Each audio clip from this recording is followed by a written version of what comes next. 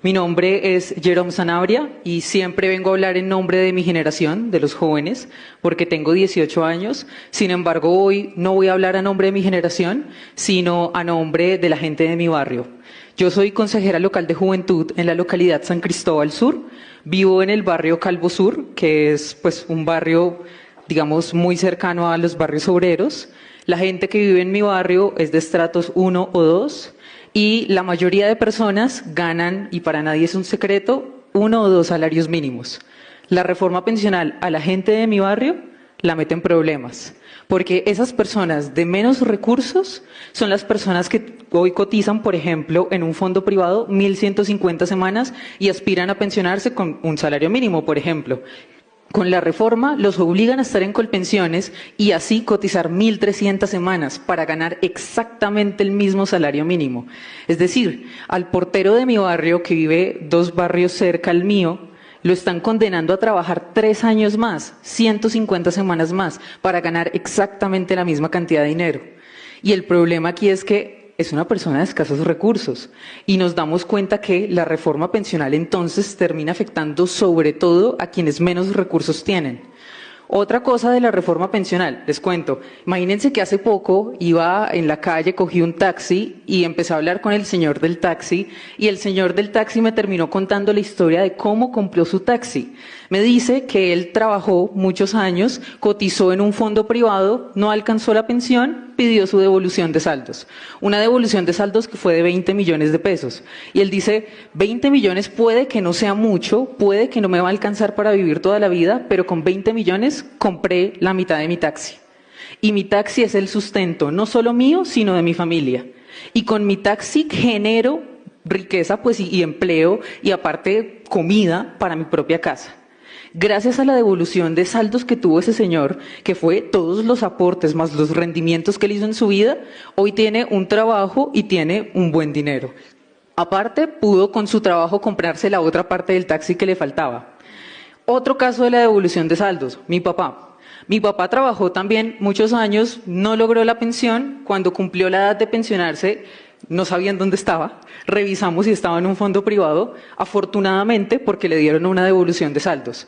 Con esa devolución de saldos él pagó el primer semestre de mi matrícula en la universidad.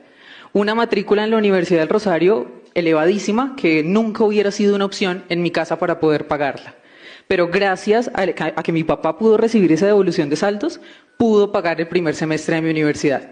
Es decir, yo digo, yo no hubiera entrado a la universidad seguramente si él no lo hubiera recibido. ¿Y a qué voy con todo esto? La reforma pensional quita esa devolución de saldos para los que no se alcanzan a pensionar. Es un tema inmoral, es un tema ilegítimo porque le roban el ahorro a las personas, le roban el ahorro al taxista, le roban el ahorro a mi papá y le roban el ahorro a todos los que cotizaron durante toda su vida y no pudieron pensionarse. ¿Y qué les van a dar en cambio de su ahorro? Según una tabla hecha por Colpensiones, unas rentas vitalicias que parten desde 72.000 pesos y en el mejor de los casos para una persona de escasos recursos es de 290.000. Yo les hago una pregunta. ¿Alguno de ustedes cree que puede vivir al mes con 72.000 pesos? Yo creo que nadie. Nadie puede vivir con 72.000 pesos. Y esto no es como, no, pero gracias al gobierno tan bonitos que nos están dando, así sea algo. No, señor, esto es un robo porque es la persona que ahorró durante toda su vida, lo correspondiente es que le devuelvan su ahorro y aparte los rendimientos que tuvo. Con la reforma pensional, esa figura desaparece. Y para hacer otro, digamos, otro panorama, lo que nos están condenando en Colombia con esta reforma pensional es a un problema gigante que están sufriendo países europeos. Y les tengo el caso de Italia, el caso de España y el caso de Alemania. Países que están 50 años más adelante de nosotros en el tiempo. Países que sufrieron y están sufriendo una crisis demográfica a la que nosotros nos vamos a enfrentar, como lo estipula el DANE en 2050.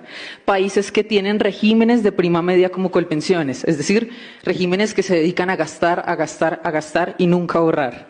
¿Y qué están pasando en esos países? España, para intentar sostener esa pirámide que tiene en ese régimen de prima media como el nuestro, como Colpensiones, que es una pirámide, se endeudó. Tiene una deuda pública España del 108% del PIB. ¿Ustedes pueden creer eso? 108%.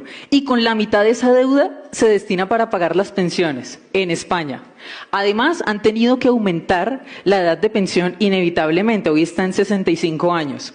El caso de Italia. Italia también aumentó su edad de pensión a 65 años, pero Italia sumó algo. Y es que como no tenían plata para pagar las pensiones, que es a lo que nos están condenando aquí, redujo las mesadas. Se ha reducido las mesadas 3 veces en Italia y en total en Europa ha sido 10 veces. ¿Ustedes se imaginan pensionarse y que por culpa de personas como el ministro de Hacienda o la ministra del Trabajo o el presidente que hoy proponen esta reforma, a ustedes les tengan que reducir la mesada? Y no me lo estoy inventando, les estoy mostrando el caso de países que están 50 años adelante. Y el caso de Alemania. Alemania para nadie es un secreto que es la cuna de los colpensiones, de los regímenes de reparto, de los regímenes que gastan, gastan y gastan. ¿Y qué pasó en Alemania? Aparte de aumentar la deuda, aparte de reducir las mesadas, aparte de aumentar la edad de pensión, aumentaron los impuestos. Y ahí entra el punto de los jóvenes. A nosotros, a nuestra generación, nos están condenando no solo a no pensionarnos, que eso yo creo que todos lo sabemos claramente, que no nos vamos a pensionar con esta reforma, sino que además nos están condenando a una deuda impagable, y que es una deuda que ni siquiera es nuestra, es una deuda de esta generación, una deuda ajena.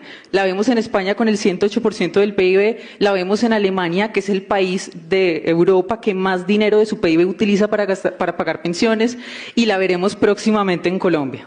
Esa es la reforma pensional, la que perjudica a los más pobres, de más escasos recursos, también obviamente a los jóvenes, y la que nos va a dejar sin pensión. Por favor, es momento de pensar en nuestra generación, de pensar en las personas más pobres y, por favor, de hundir esta reforma pensional. Gracias.